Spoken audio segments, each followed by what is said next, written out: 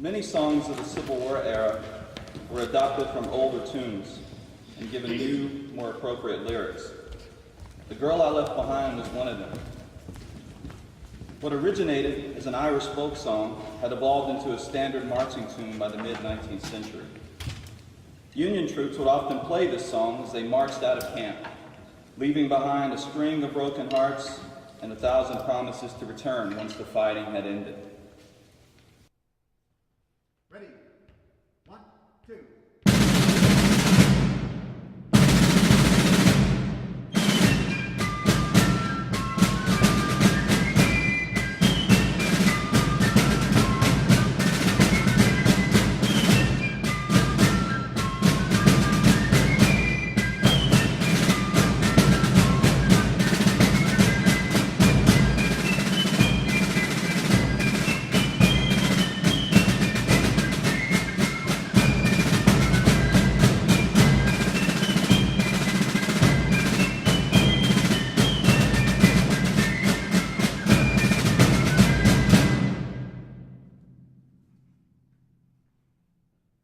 Many of the tunes, like Just Before the Battle Mother, were played in the glow of a campfire, in the quiet moments leading up to a great battle. Listening to such tunes, the troops would think of the family they had left behind, wondering when and if they would ever see home again.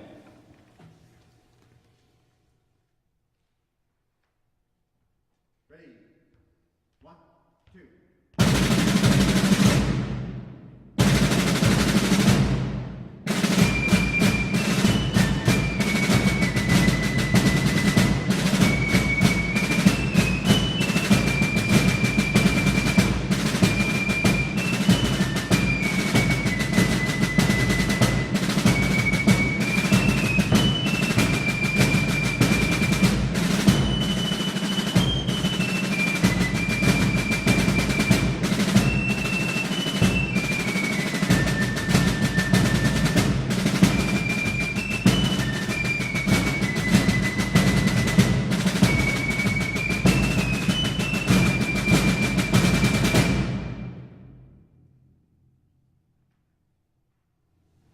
By far the most popular tune among Confederate troops was Dixie, a minstrel tune most likely written by Daniel Decatur Emmett, a Northerner.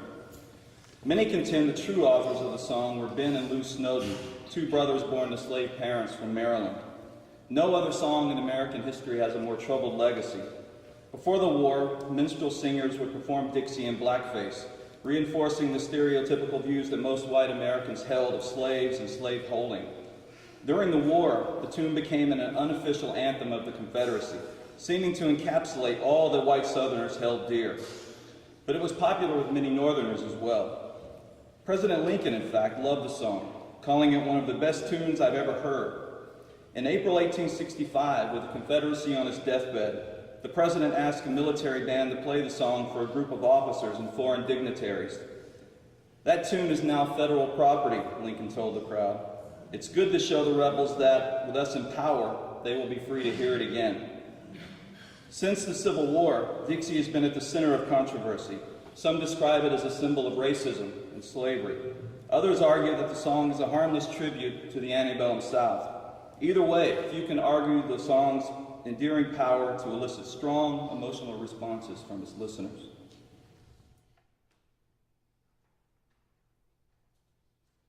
Ready? 1, 2.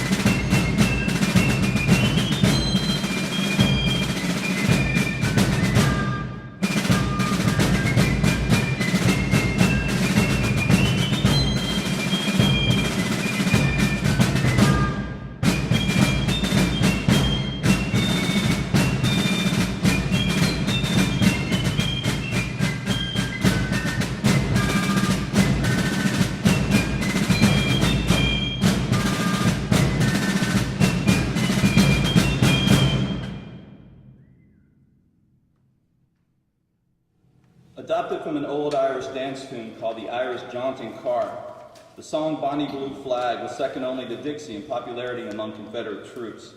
The lyrics, which allude to Northern treachery and Davis, our beloved president, were written by Harry McCarthy, an English-born entertainer and songwriter.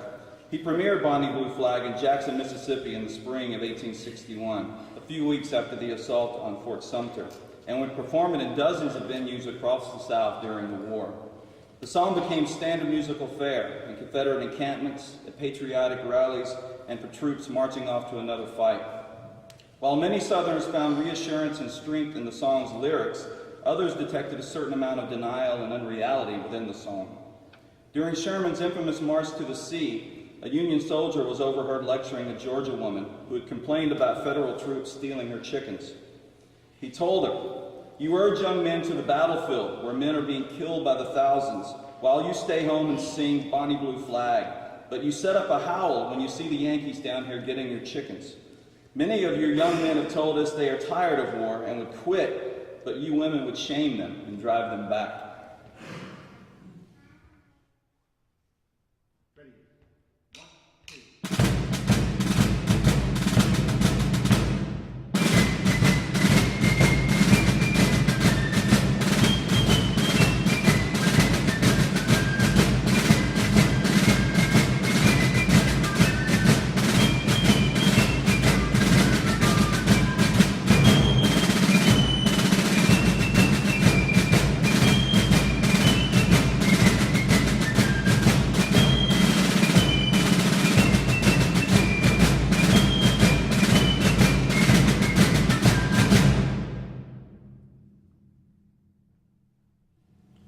Perhaps the most widely known and performed song on the Union side was Battle Cry of Freedom. George Root wrote the song in July 1862 in response to Lincoln's call for 300,000 volunteers to join the ranks of the Federal Army. It was meant to inspire Northern men to grab a musket and fight to serve the blessed Union. George Root would write years later, "The song went into the Army, and the testimony in regard to its use in the camp and on the march, and even on the field of battle, from soldiers and officers, up to the good President himself, may be thankful that if I could not shoulder a musket in defense of my country, I could serve her in this way."